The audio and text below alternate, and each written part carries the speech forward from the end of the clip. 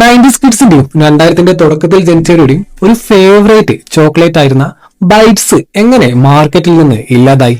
എന്തിനെ കാഡ്ബറി തങ്ങളുടെ സ്വന്തം പ്രൊഡക്റ്റിനെ ഇല്ലാതാക്കി? നമുക്ക് നോക്കാം. വർഷം 2000-ലാണ് കാഡ്ബറി ബൈറ്റ്സ് എന്ന തങ്ങളുടെ പുതിയ ചോക്ലേറ്റ് പ്രൊഡക്റ്റ് മാർക്കറ്റിൽ ഇൻട്രൊഡ്യൂസ് ചെയ്യുന്നത്. ആ സമയത്ത് തന്നെ ഇന്ത്യയിലെ ചോക്ലേറ്റ് കൾച്ചർ ഓൾറെഡി കാഡ്ബറിയുടെ തന്നെ കയ്യിലായിരുന്നു. അന്നേ ഇന്ത്യയുടെ ചോക്ലേറ്റ് മാർക്കറ്റ് കൈയടക്കിയിരുന്നത് കാഡ്ബറിയുടെ തന്നെ ഡയറി മിൽക്ക് ആയിരുന്നു. പക്ഷെ ബൈറ്റ്സ് മാർക്കറ്റിൽ എത്തിയപ്പോൾ അതുമല്ലേ മാറാൻ തുടങ്ങി. ബൈറ്റ്സിന് ജനപ്രീതി കൂടി വന്നു. ബൈറ്റ്സ് പെട്ടെന്ന് തന്നെ സ്കൂൾ കിഡ്സിന്റെയും കോളേജ് സ്റ്റുഡൻസിന്റെയും എല്ലാം ഫേവറേറ്റ് ആയ ഒരു സ്നാക്കായി മാറാൻ തുടങ്ങി.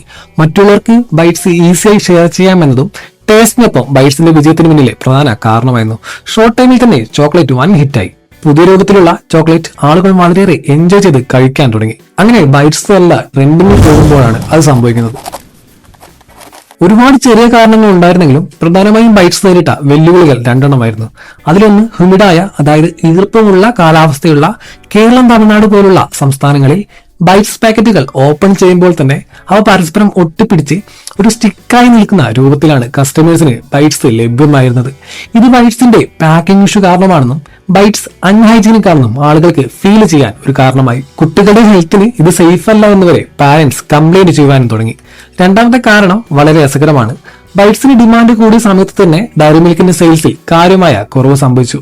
കാഡ്ബറി എന്ന കമ്പനിയെ സംബന്ധിച്ച് ഡയറി മിൽക്കിന്റെ നിർമ്മാണ ചെലവും ബൈറ്റ്സിന്റെ നിർമ്മാണ ചെലവും കമ്പയർ ചെയ്യുമ്പോൾ കമ്പനിക്ക് കൂടുതൽ ലാഭം കിട്ടിയിരുന്നത് diary milk sale ചെയ്യുമ്പോഴായിരുന്നു.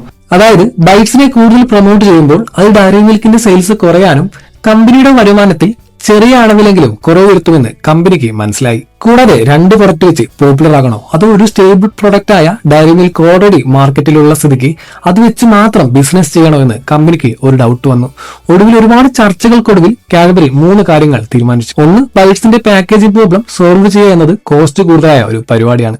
2, ബൈറ്റ്സിന്റെ hygiene trust തിരിച്ചു പിടിക്കലും ബുദ്ധിമുട്ടുള്ള കാര്യമാണ്. 3, ഡയറി മിൽക്കിന്റെ സെയിൽസ് പ്രൊട്ടക്ട് ചെയ്യുകയും വേണം. അങ്ങനെ അവസാനം കാഡ്ബറി പതിയെ ബൈറ്റ്സിന്റെ പ്രൊഡക്ഷൻ റിഡ്യൂസ് ചെയ്യാൻ തീരുമാനിച്ചു.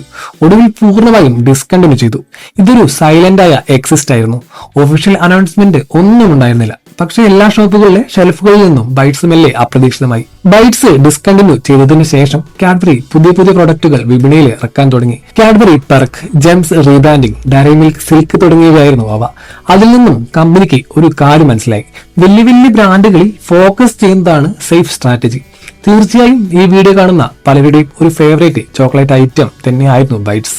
എന്താണ് ഈ വീഡിയോയെ കുറിച്ചുള്ള നിങ്ങളുടെ അഭിപ്രായം? ബൈറ്റ്സ് ഇപ്പോൾ മാർക്കറ്റിൽ തിരിച്ചു വരണമെന്ന് നിങ്ങൾ ആഗ്രഹിക്കുന്നുണ്ടോ?